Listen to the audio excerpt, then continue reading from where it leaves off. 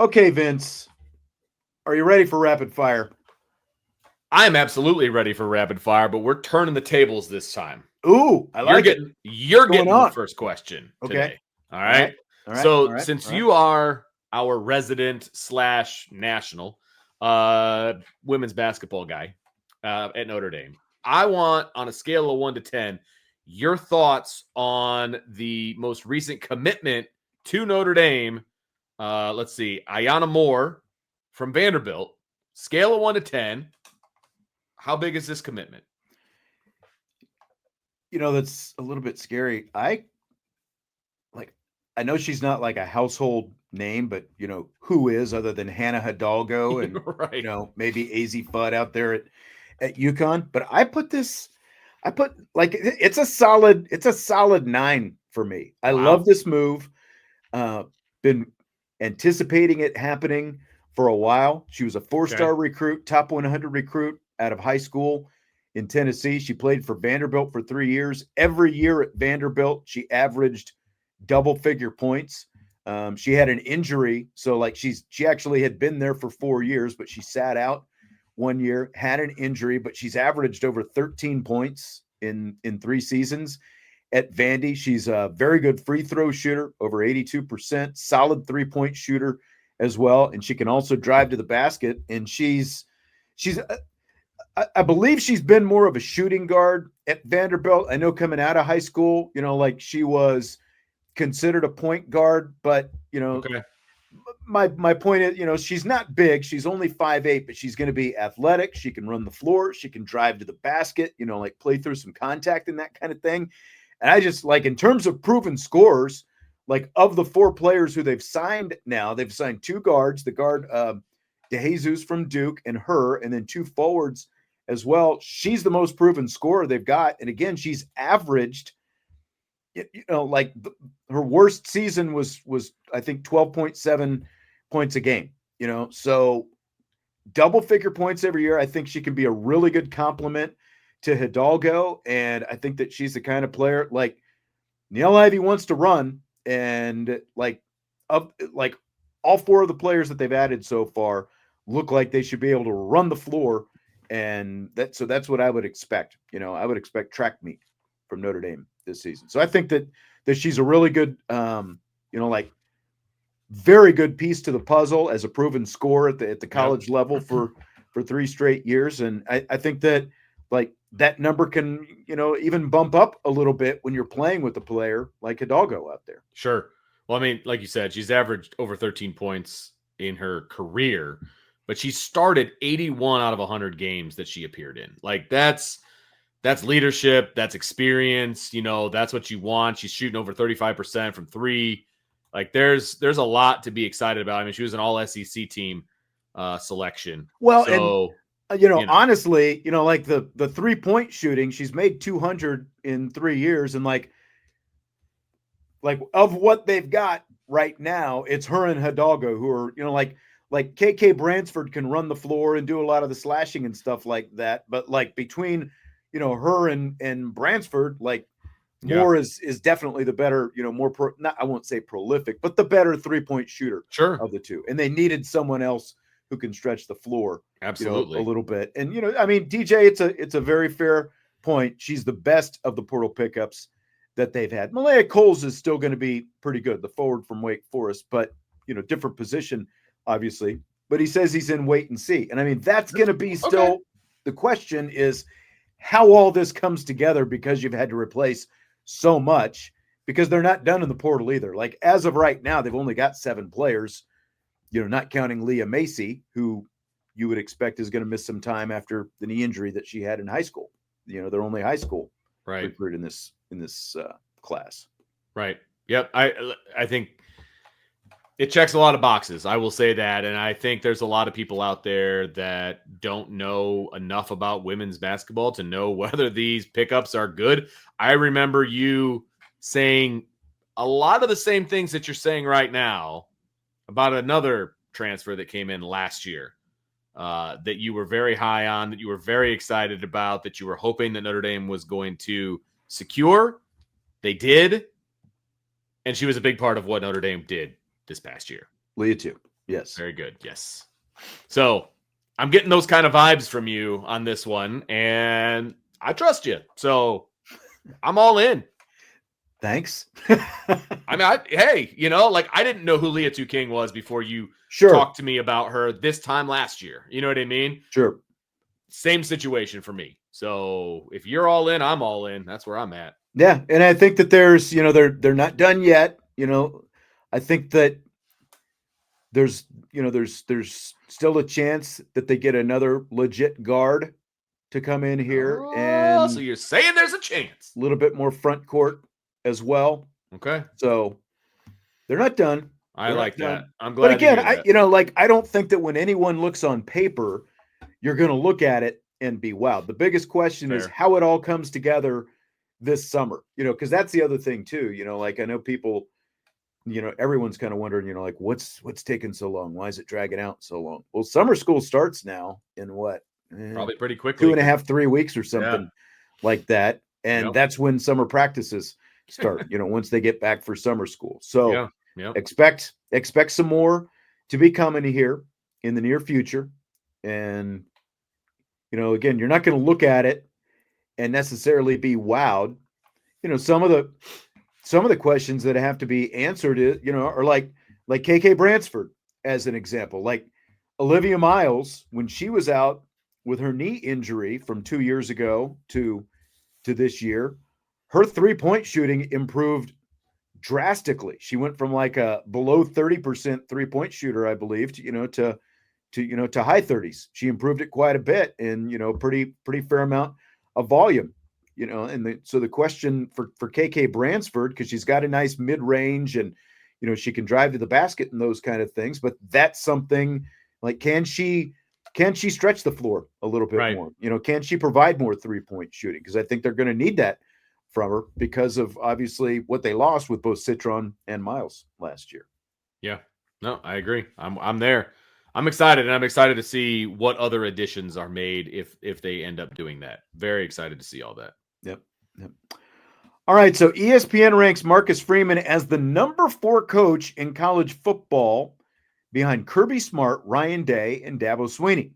This was a list where multiple writers submitted like their own lists, and then they compiled them, kind of did, a composite, and then they put out the ranking, and, they tallied it to create the ranking. So is Freeman's ranking, do you think, too high, too low, or just right? I was fairly shocked because when they've been putting out these lists here recently, I think you've seen Sarkisian, you've seen Lanning, you've seen DeBoer, even James Franklin for some reason, like be above Freeman in some of these lists. And that's not the case here. Like I would put him 4, to be perfectly honest with you, with those same 3 guys ahead of him, because he doesn't have what those other 3 guys have: national championships. And if you don't have a national championship, I don't think you can be ranked above those guys right now. Now, that's the next thing on the list, obviously, for Marcus Freeman to, tackle. But right now he doesn't. And so I can't put him above those 3, whether I like Kirby Smart or whether I like Ryan Day or whatever. That's beside the point. We're looking at resumes. They all have national championships. They should be above him. I'm fine with that. I think he's perfectly placed right there at 4 with the momentum he's got, the team he's got. I think it's great. Yeah. And, so again, it goes Kirby Smart, Ryan Day, Dabo, Freeman. Like, you're behind the 3 guys who've got the national championship. He's ahead of Sark. He's ahead of Lanning. He's ahead of Kalen DeBoer, ahead of James Franklin. I don't think you can quibble with that too much. And I mean, obviously he's got a head-to-head win over Kirby Smart, but Kirby still has a couple national championships. We're not just talking about what happened last year and who he beat head-to-head last year. Right. The guys have championships, and 2 of the 3 have multiple championships. So I've got no problem putting them ahead of them. I'm pretty impressed. Yeah. Because someone said,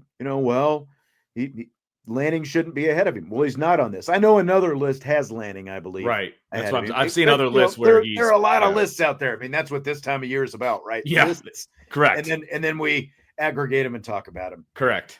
Thanks for the content, guys and gals. That's what we do. We've got no problem with that. Cal Whittingham and Matt Campbell ended up at 9 and 10 on this list. Matt Campbell gets a lot of love, and I just don't see it. I'm I sorry. feel like if he was really that great, shouldn't he be someplace else Yeah. besides Iowa State? I think he's probably gotten an opportunity or two, but it probably wasn't what he was hoping for. Yeah. So he just kind of stuck in Iowa City. But like I feel like I feel like the shininess has rubbed off a little bit for him. I'm a little surprised he's ranked where he is, if I'm being honest with you. I agree. Fill in the blank. It's blank that Brian Kelly is not in the top 10. Awesome. Makes the list legit. Look, I think he should but be let's above. Be honest. Shouldn't BK be ahead of Whittingham and Campbell? 100%. I was saying that. I was trying to get there. I do think it's hilarious that he's not in the top 10, but he should be ahead of Whittingham and Campbell. No doubt about it. He should absolutely be ahead of those two. And frankly, I would make a decent case for him to be ahead of James Franklin, and maybe even Kalen DeBoer, to be perfectly honest with you. That's where I probably would stop. But I think he should be in that neighborhood. And that's where he belongs. He's won a lot of games as a head coach. He's won championships, obviously, at the D2 level.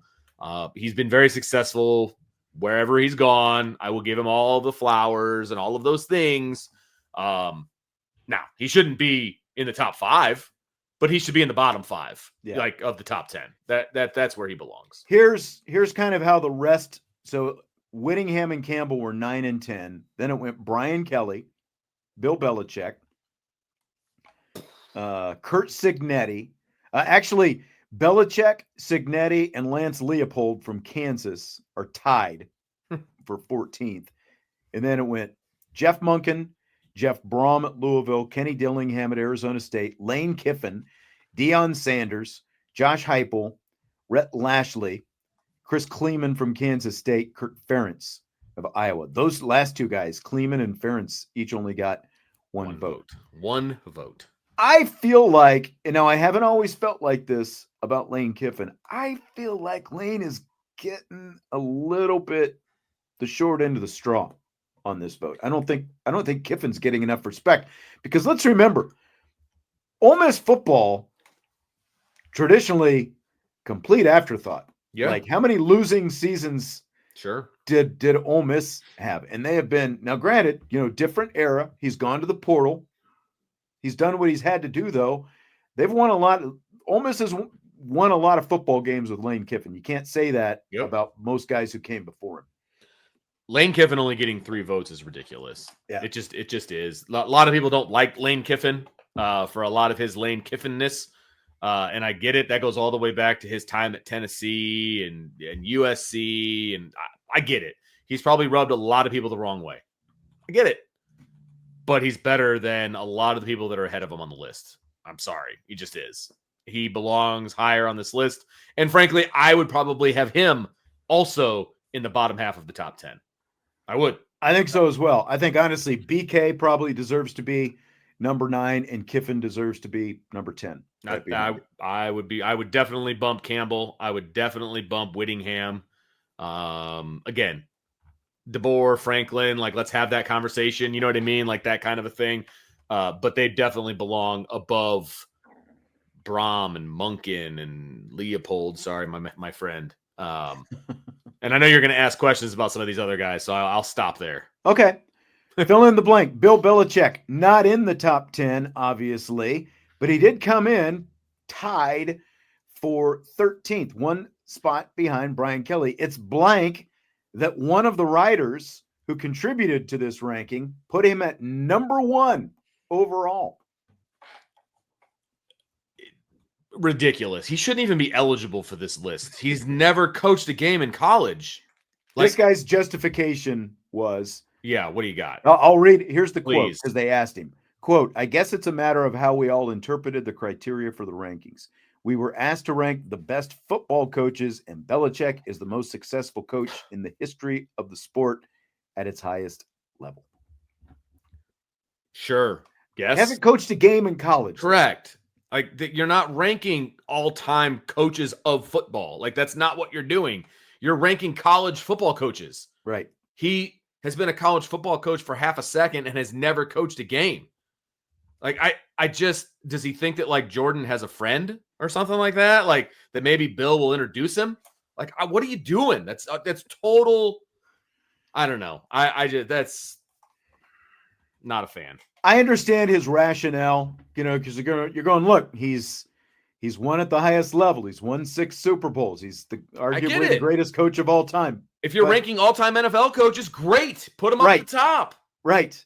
You haven't shown that you can come in and build a program, let alone win a game at the college level. I think he'll win some games, but I would hope so. I don't think it's a matter of just coming in and being a football genius. No. I mean, we know that, let me ask you a question. There's a lot more to it. This is what I would ask this guy.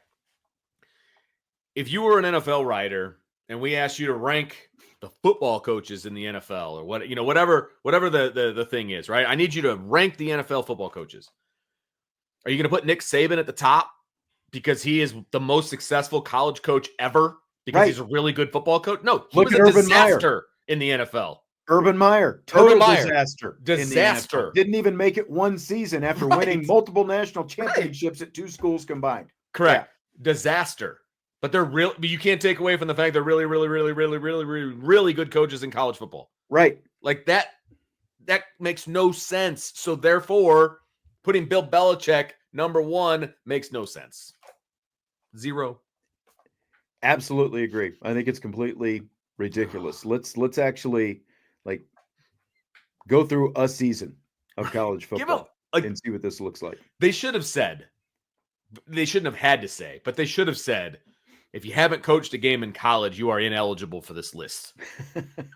Bill Belichick and I have the exact same amount of wins as a college football coach. That's right. That's exactly right. I mean, come on.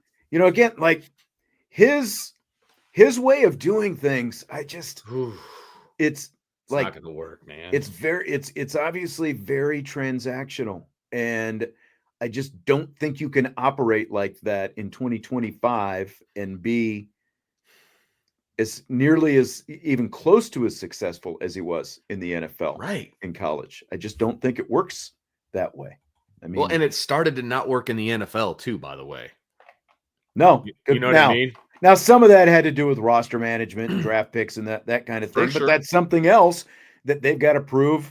They brought in 30 transfers. That's just a little bit less, I think, than Deion brought in his first season. And oh, by the way, things didn't work out for Deion in year 1 at Colorado, even with the guy who ended up being the second overall the second overall pick. I had to think about it there. It's only been 3 weeks since the draft,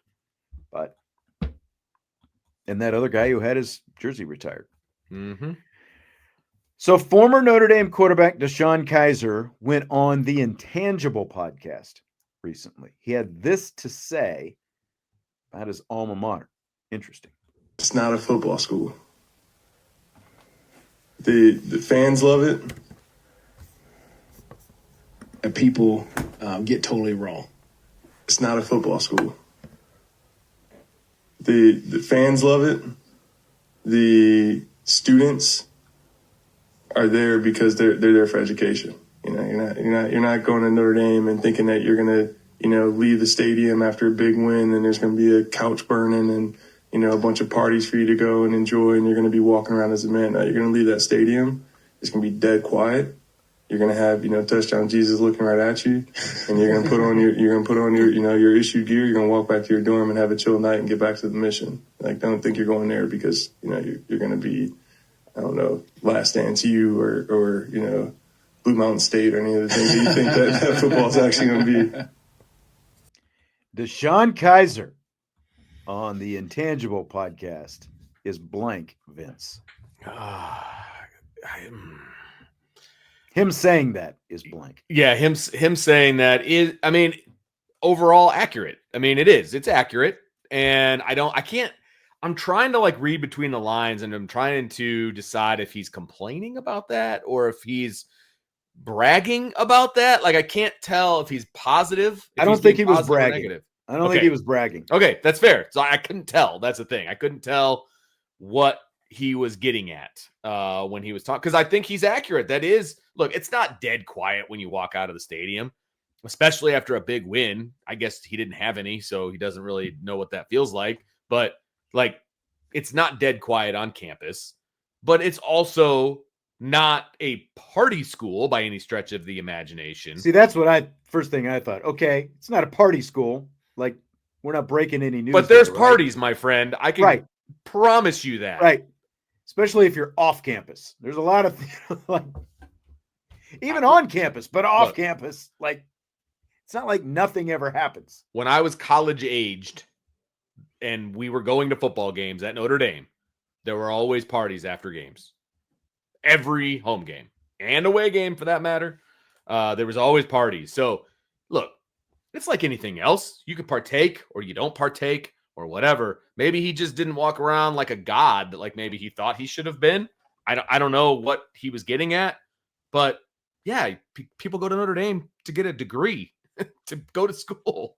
Yes, those are all Justin true. brings up a good point. No Greek system. And I mean, that is a big difference when you talk about, like party lifestyle, party atmosphere. Because obviously, having gone to, a school where, like Greek row is what we called it at Kansas, that is a much different lifestyle when you do have, sororities and fraternities on campus. It's a lot different. And they've got they've got the dorms and all of those different things. And I know that there's camaraderie when it comes to the dorms and they do different things, but there's also rules on campus about alcohol and things like that. So the parties are off campus. Like, they're not, they're not really in the dorms. I just,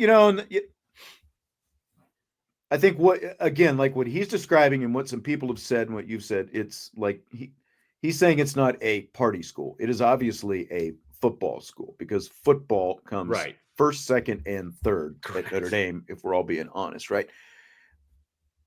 But all of that aside, what does Deshaun I have no idea why he would say this out loud. Like, what he's trying to gain? Yeah, what do you gain by saying any of that? Yeah. Right? Like, you're not getting any closer to Marcus Freeman by saying that, honestly. Now, he obviously didn't play for Marcus Freeman. No, he didn't. But you're still Deshaun Kizer, and Deshaun Kizer can say, well, Notre Dame is not a football school. Well, as of right now, Deshaun Kizer is not a football player, correct. You've been out of you're only 29 years old. And if things had worked out, the way that everybody thought they were going to work out, or at least the way Deshaun Kizer, thought they were going to work out, that's better. You would still be playing in the NFL right now. You would still be a football player, and I don't understand what Deshaun Kizer is accomplishing by saying this about his alma mater if he ultimately wants his alma mater to succeed. I don't get it. I don't get why that would be the thing that he would say. Right. It's not exactly a ringing endorsement. It can be truth or not truth, but it's far from a ringing endorsement. Well, and Christopher says he was asked a question. What do you want him to say? You can answer a question in a negative way and you can answer a question in a positive way and still have the same result. Like, there's the ways to answer questions, man. Like, if he's trying to be pro Notre Dame, that's not how you answer that question. Right. It's not. You come up with not a spin, but a positive way to say it's not a party school. Like, you can say that and it still come across as very positive. Yeah. So, yes, he was asked a question, but he answered it in a very immature way. And again, it feels like what he's saying is it's not a party school. We know Notre Dame is a football school. Why would anybody think it was? There's a difference, I think, in what he's talking about. And again, okay, so do you need a burning car, a burning trash can, on campus, after a big win to prove that you're a football school? I mean, yeah. There's definitely a different mentality and a different approach that is much more traditional that Notre Dame has, but again, going back to Justin's comment about, the Greek life. I think that that's a big part of it as well. The fact that you don't have that Greek presence on campus at Notre Dame. It's a lot different. Burning couch. Sorry, John. Yeah, burning couch. What'd you say? I said cars are trash cans. Oh, well, whatever. We can burn whatever we want. But I mean, I think you see some of those as well in some of those other places, right? Yeah, you're not going to see that at Notre Dame, and that's okay. Like that again. They can burn a couch down in Starkville, but does that make Mississippi State a better football program or more of a football school than Notre Dame? Just because they burn some sofas. I don't understand why breaking the law makes it a football school. Like that doesn't make sense to me. But it's all good. I don't think he looks back fondly on his time at Notre Dame, and I doesn't feel like it. But honestly, obvious. That's between him and Brian Kelly, and that absolutely that era is gone. Obviously, and it's also between his teammates, because I don't think he was a great teammate at the time he was here. So I don't think he had a positive experience. Okay, that's why he left when he did. Yep. And I mean, at the end of the day, Brian Kelly was right. Again, like we can talk about whether or not Brian Kelly should have said those things out loud, and on national TV and or radio, but Brian Kelly was right. What Brian Kelly probably, you remember what I'm talking about, where he said Kizer should have stayed for another year. Like Brian Kelly probably should have just said, look, it's his decision. He's moved on. I'm not going to talk about his decision because that's, his decision is between him and his family, whatever, and left it at that. That's probably what Brian Kelly should have said. But at the end of the day, Brian Kelly was still right. And it's proven in where Deshaun Kizer's professional career went. He should have stayed at Notre Dame for at least another year. Correct. So, yeah, no, absolutely. From a maturity standpoint and a football standpoint. Yeah.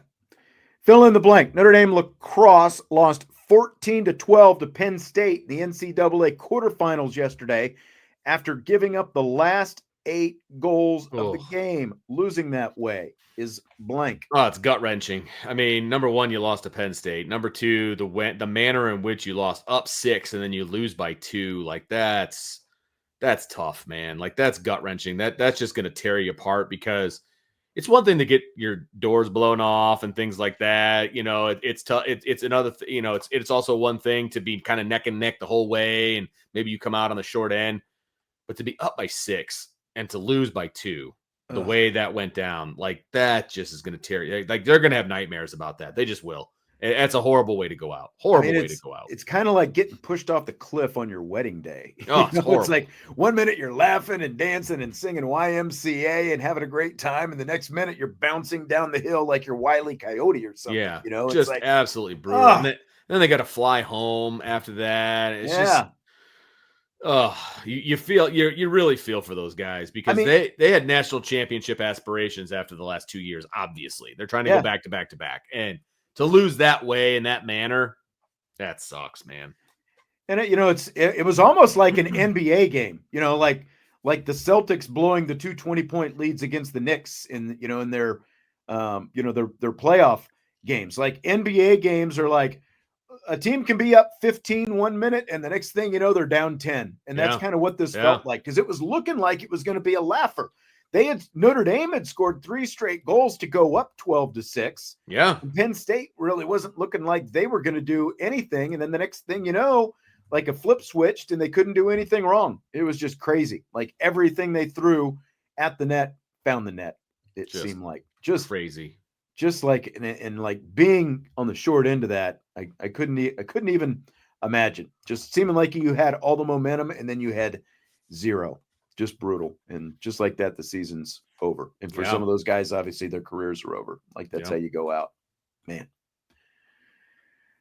So Notre Dame baseball, on the other hand, took 2 out of 3 games from Miami to end the regular season. Scale of 1 to 10. How do you feel about their NCAA tournament chances right now going into the ACC tournament?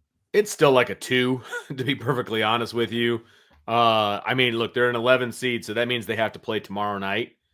And they're going to play late a lower tomorrow night, 9 o'clock. 9 o'clock. Night. Yes, man. They're playing a lower seeded team in Boston College, so they got a great shot of winning that game, right? But they're going to have to win at least 3 games, in my opinion, to have a shot, and that means you're going to take out number 6 Virginia, and number 3 North Carolina.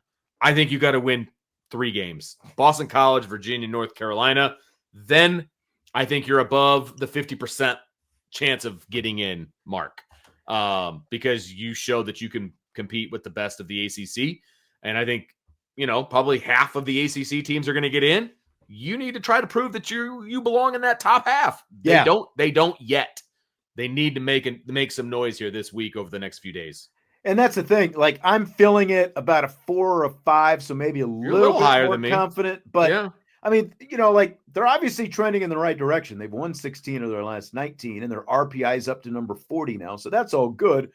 But they were still sub 500 in the ACC. I think if you can at least be 500 going into the ACC tournament, you're feeling, obviously a lot better. But at the end of the day, they're the 11th seed. That means you finished in 11th place. Correct. In the conference, Yes. So now D1Baseball.com has them projected as a 3 seed in a regional right now, the Eugene regional. So again, but I'm like you. I still feel like there's work to do. Maybe only 2 games, but I just feel like 3. If you win 3, you're a lock. I really think so too. You got a shot at that point. Yeah, because if you win the third game, so they're playing BC tomorrow night at 9:00. If they win that, they play the 6th seed Virginia. They win that, they get the number 3 seed North Carolina. So obviously, like the golden goose is that beating the number 3 seed potentially in the quarterfinals. You're feeling really good there, because no matter what they do in these first couple rounds, even if they win a couple games, like, they can't lose this first game to Boston College, and they just lost a series to Boston College a few weeks ago. But like, you still have to be, because of where they are, you still have to be concerned about bid stealers in other leagues and all that kind of stuff. So you are on the bubble if you win 2 games. You are solidly on the bubble, and it could go either way. Yeah. Exactly. If you beat North Carolina and Virginia, both seated higher, I think you're in. You're probably, like you said, 3 seed in Eugene. Like, that's a hike, but I think you're in. So it'll be interesting. And hopefully you can stay up nice and late to watch those games, because BC, the BC game's at 9, the Virginia game's at 9, the North Carolina game is at 7. Yeah. So yeah. Those are late, man. I love it when they have one of those 2:00 games at the ACC tournament. Not going to get that this year. So. No. Well, and they've got Miami and Cal on Tuesday, tomorrow. Play at 9 a.m., baby. 9 a.m. Wow. I guess that's what happens when you've got a 16-team tournament. You let everybody in. Well, did you have to use the same field? Can't you go someplace where there's more than one baseball field? Maybe play a couple games simultaneously? Apparently not, Vince. I just don't understand. There's in that area. Where are they playing? Are they in Durham again? Are they at Durham Park? That's where they've been playing it. Durham. Yeah, it says Durham. The USA Baseball Complex isn't that far from there. Notre Dame has played there before. Like in the that triangle area there's a lot of different ballparks. That's actually a good point. Like that first day, feels like you could play at multiple parks and kind of consolidate and move things along a little bit quicker. They've got 4 games on Tuesday, 4 games on Wednesday. Then they kind of split it up. You got 2 on Thursday, 2 on Friday, 2 on Saturday, and 2 on Sunday. Those first 2 days, you got 4 games. One's at 1, one's at 5, 2 different places. Come on, man. Like, I don't know. You don't have to play every game at the same park. I agree. DK wants to know where Deion Sanders was ranked in that coaching list. He was tied with Lane Kiffin. They each got 3 votes. So that's a joke too. And again, like, you're telling me that Deion Sanders is as good a head football coach as Lane Kiffin? No. Come on. That's no. I don't understand. Here's what I will say. I want to see how our boy Deion does without his boy at quarterback, without any of his children on the team. Like, where is his focus going to be? I'm serious. Like, where? Like, he's trying to coach in the same season that his kids are playing in the NFL, or kid maybe singular, maybe plural. are playing in the end. Like, what is his focus? Because he's talking about having to be in these meetings and like all of these things. Like, where's your focus, buddy? Like, are you in Colorado or are you in Cleveland? Right. You know, we're going to see how good of a coach he is. Because I think he's just going to play figurehead in Colorado. And I don't think that's going to work out very well. Yeah. DJ, going back to the Notre Dame women's basketball question, wants to know if they'll even have 12 players. He's worried about depth. I mean, everybody worries about depth when it comes to that team specifically. That's fair. But I think someone said earlier, it's not like Neil Levy's gone very deep into the bench. That's also true. Years, you know. They haven't exactly put out a roster for next year yet, obviously. Yeah, but like again, as of right now, the count is 7 scholarship players. That does not include Leah Macy, the incoming freshman, because of her injury. So that's they've 8. got, like I said, I think that they'll add at least 2 more at this point. Get you to 10. Strong case, yeah. And then you add a couple of walk-ons, and now you got a team. Like, nobody's going 12 deep on their bench unless you just have a rash of injuries. Like, they're just not. So I think they get to 9 or 10. That's probably the goal. So it's fair. You want one more question? I mean, I'm here. I'm just saying. Speaking of women's basketball. Okay. Angel Reese and Caitlin Clark had a little dust up this weekend. Did you get to see any of it? I did. And I also saw what led up to it too, which changes my opinion drastically. Okay. So Reese took exception to Clark fouling her in Indiana's win over Chicago in Saturday's season opener. Clark with a triple-double to open up the season. Do you buy or sell? It's better if Clark and Reese hate each other. It's a huge buy. How is it not? Like that? Absolutely, because it's going to make people watch. Like that, it is going to be must-see TV every time that Indiana plays Chicago. Every single time. Yep. That's it. The WNBA can't write this script any better for those two to be, adversaries, right? Can't write it any better. That is what you want. You have to have something along those lines, right? Magic and Larry. And, that's what brought the NBA back from, nothing basically in the 80s, right? And then it was just basically Jordan versus the league. But you need some combativeness, man. You need Manning and Brady. You need something. Well, this is what the WNBA has for you. And it seems to be working because everybody has an opinion. Christopher asks, do I actually think they hate each other? That was not the question. Don't care. The question is it better if they do hate each other? Right. I don't care. I'm not saying they do. I don't know if they actually do, but it's better for everybody. It's better for TV. As Vince said, every time they play. Now, honestly, I think that Reese has a lot more animosity towards Clark than the other way. Oh, around. Absolutely. Because Angel Reese, like virtually 90% of the league, it seems like, is just jealous of everything that happens with Caitlin Clark. Correct. Like she wanted to brush past it in the post-game press conference for obvious reasons.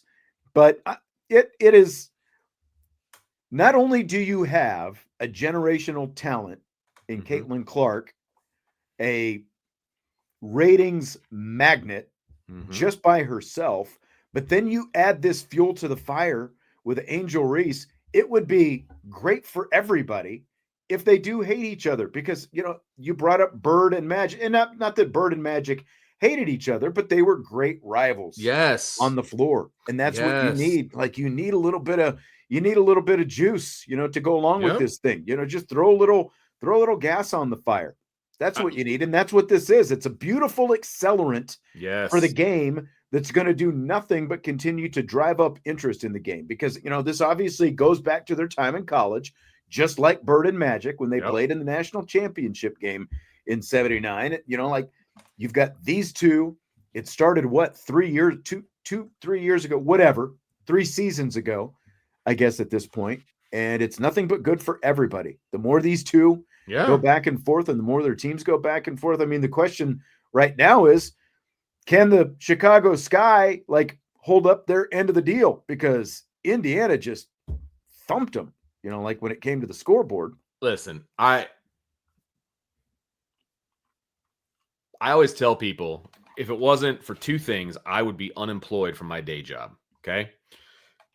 Freshmen and girl drama. Okay. Those are the two things I deal with on a regular basis. Okay. In high school. The WNBA is girl drama all over the place. I know. Because they're all Just jealous. Look at all of last season, Like they're all jealous of Caitlin Clark and what she brings. Like, you got to take a step back. And I'm not saying the entire league, but you got to take a step back and you got to be like, okay, hold on a second. If more people are watching and more people are coming, my salary is probably going to go up. It's like the Tiger effect, right?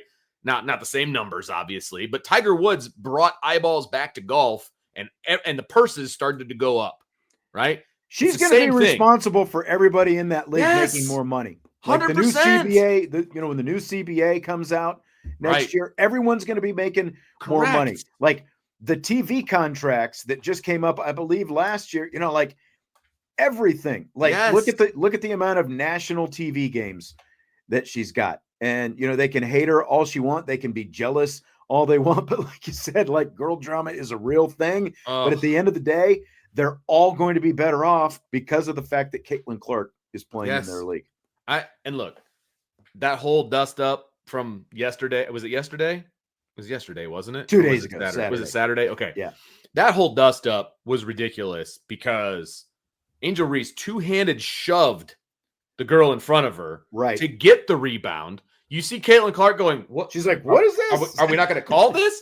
And then she goes for the ball. Maybe it's a hard foul. It was not a flagrant foul, my personal opinion. I don't know how they upgraded that. It was a foul flop. on the wrist. Yeah. It was a flop because then she acted like she got shot, went down to the ground. So the whole thing is hilarious to me that it is what it was, right? So Angel Reese has every reason to hate Caitlin Clark, and I think it's hilarious.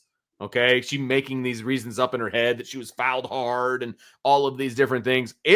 Somebody said it's very LeBron James-ish, and I don't disagree. Like it was a major flop, and then it was, you got to call a flagrant. I fell to the ground. Like it's right there, man. Like it's right there. But the difference is obviously in that analogy, LeBron is Caitlin Clark, and that. Well, from a talent standpoint, sure, right.